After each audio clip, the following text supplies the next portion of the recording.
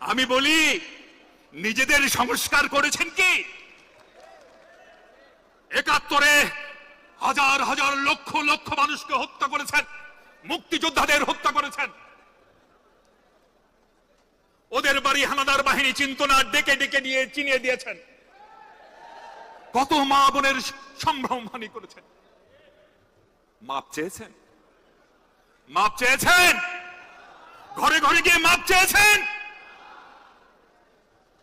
এখন বলে সংস্কার চাই। সেদিন ওনাদের আমির সাহেব কদিন আগে একটি পত্রিকার সাক্ষাৎ দিতে গিয়ে বলেছেন ৭৭ বলতে ভয় পায়, লজ্জা পায়। বলে ৪৭ থেকে এখন পর্যন্ত আমাদের কর্মকাণ্ডে যদি কেউ কষ্ট পেয়ে থাকেন তার জন্য আমরা দুঃখিত। Is it a matter of if? এদিকে যদির বিষয়। ৭১ সালে যে বাবা মার সামনে তার সন্তানকে হত্যা করেছে, আপনার কি মনে কোনো সংশয় আছে সে বাবার মা কষ্ট পেতেও পারে, নাও পেতে পারে?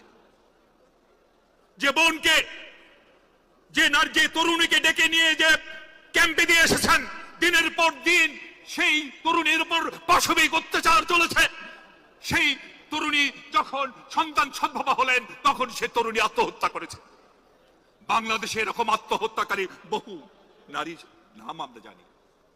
আপনার কি ধারণা সেই নারী যিনি আত্মহত্যা করেছেন তিনি কষ্ট পেয়েও আত্মহত্যা করতে পারেন অথবা সুখী হয়েও আত্মহত্যা করতে পারেন? কারণ আপনি ইব বলেছেন। যদি ভণ্ডামি এসব ছাড়েন, ৫০ বছর কিন্তু বেশি পুরনো দিন ঘটনা নয়। এই জাতি কিন্তু ডিমেনশিয়ায় ভুগছে না। জাতির সব খেয়াল আছে। জাতির যে দেশই আপনারা চান নাই, যে রাষ্ট্রই আপনারা চান নাই, আপনারা আবার তার সংস্কার চান। আরে মনে রাখবেন, এ দেশ কিন্তু মুক্তিযুদ্ধের ফসল। আমরা যে আর সৈনিকরা তা বিশ্বাস করি। মনে রাখবেন, এ দেশ কিন্তু মুক্তিযুদ্ধের সন্তান। আমরা যে আর সৈনিকরা বিশ্বাস করি। হয়তোবা তোফায়েল আমুর মতো ভুয়া মুক্তিযোদ্ধা যারা ভারতের হোটেলে বসে স্বপ্নের মধ্যে যুদ্ধ করেছেন তেমন মুক্তিযোদ্ধা না। সেই জিয়াউর রহমান, সেই এমএজি ওসমানী, সেই মেজর জলিল এবং সেই হাফিজউদ্দিনের মতো রোহাঙ্গনের মুক্তিযোদ্ধাদের দেহে ছিটি। এই দেশে রাজনীতি করতে পারলে, যদি করতে চান, ক্ষমা চেয়ে মাথা নিচু করে রাজনীতি করবেন। বসতে দিলে খেতে চায়, খেতে দিলে শুতে চায়। আরেকটি আমি শেষ করবো, রাজীব, জাস্ট 2 মিনিট। আরেকটি দল, এটা কি, এটার নাম হচ্ছে কি, এটা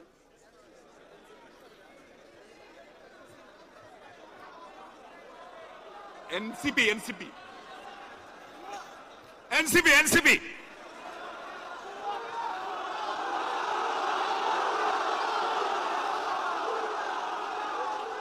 আমি বহু বছর আগে এদের কর্মকাণ্ড এদের নিয়ে বলেও তো সময় নষ্ট। যাই হোক, আমি বহু বছর আগে সচিবালয়ে গিয়েছিলাম। বহু বছর, এর মধ্যে আর যায় নাই। তখন সচিবালয়ে একটা ডে কেয়ার সেন্টার ছিল, একটা ছিল। সেই ডে কেয়ার সেন্টারে যারা কর্মজীবী মারা যারা আছেন তারা তাদের সন্তানদের ওখানে রাখতেন, তারা খেলাধুলা করত এবং তারা চাকরি করতেন। এত বছর পর শুনি সচিবালয়ে নাকি প্রতিটা মিনিস্ট্রিতে ডে কেয়ার সেন্টার হয়েছে। সেখানে নাকি বড় বড় বাচ্চারা থাকে এবং শুনে কোন ফাইল যাওয়ার সময় নাকি ওই বড় বড় বাচ্চারা এসে বাধা দেয়। ওই বড় বড় বাচ্চারা নাকি সচিব সাহেবকেও ধমকায়। ছি ছি ছি।